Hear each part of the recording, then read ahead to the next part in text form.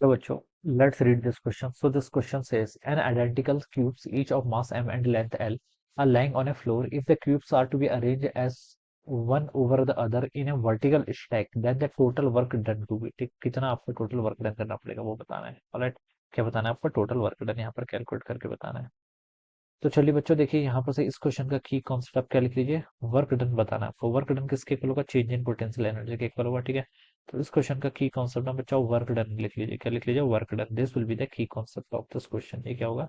इस क्वेश्चन का आपका यहाँ से की कॉन्सेप्ट हो जाएगा.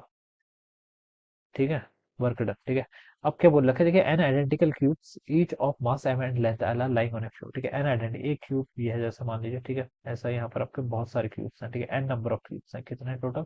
एन नंबर ऑफ क्यूब्स हैं. Each of mass M and length L, सबका मास एम के इक्वल है. ओके, इसका देखिए सेंटर ऑफ मास इनके इसकी ये लेंथ एल के इक्वल है ना. टोटल टोटल लेंथ एल के इक्वल है.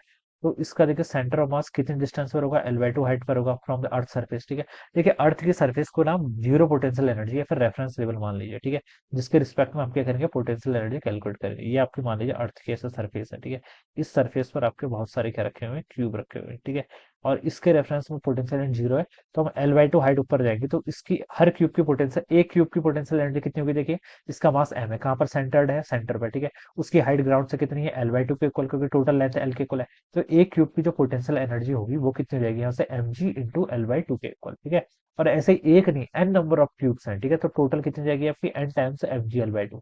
This is our initial potential energy. लिख लीजिए, this is the initial potential energy of the cube. Alright, ये लिख सकते हैं. अब क्या बोल रखा है? देखिए, if the cubes are to be arrange as one over the other in a vertical stack.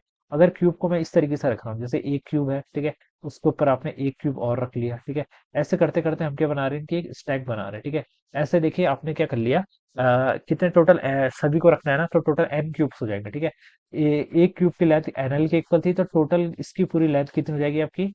N time से एल के इक्वल हो जाएगी. कितनी? एन टाइम से एल के इक्वल. ठीक है, इस तरीके से आपके क्यूब ऐसे रखते रहेंगे. ठीक है, एन टाइम से एल के इक्वल हो जाएगी.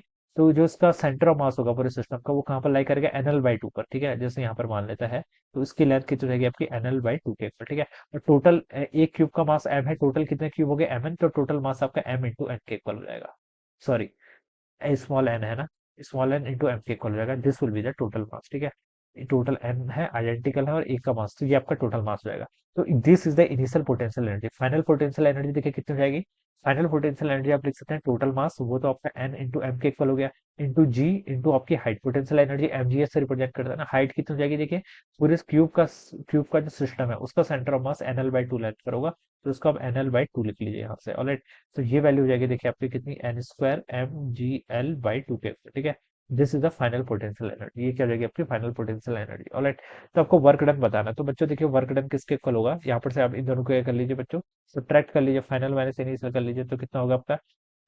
mgl/2. ये टर्म तो आपकी कांस्टेंट ही आ जानी है. ठीक है, और यहाँ पर से आपका n² माइनस एन कर लीजिए. ठीक है, ये टर्म आ जानी है आंसर पे. ठीक है, तो ये देखिए कितना हो जाएगा. एन को भी एक और कॉमन कर सकते हैं. ठीक है, तो एल लेंथ पहले ऑप्शन में आगे ले रखी, जी आगे लिया हुआ है. ठीक है, एम इंटू आपका एन डिवाइडेड बाय कितना? 2, और एक एन को कॉमन ले लेंगे तो n-1, ये टर्म बच जाएगी. So this must be the total work done. Lg mn/2 into, ये देखिए आपको फर्स्ट ऑप्शन में गिवन किया हुआ है. यस, फर्स्ट ऑप्शन डिनोमिनेटर से पता चल रहा है. फर्स्ट ऑप्शन क्या इसका right answer. Alright, so this would be the answer of this question. So I hope you all understood this concept. All the best and thank you so much.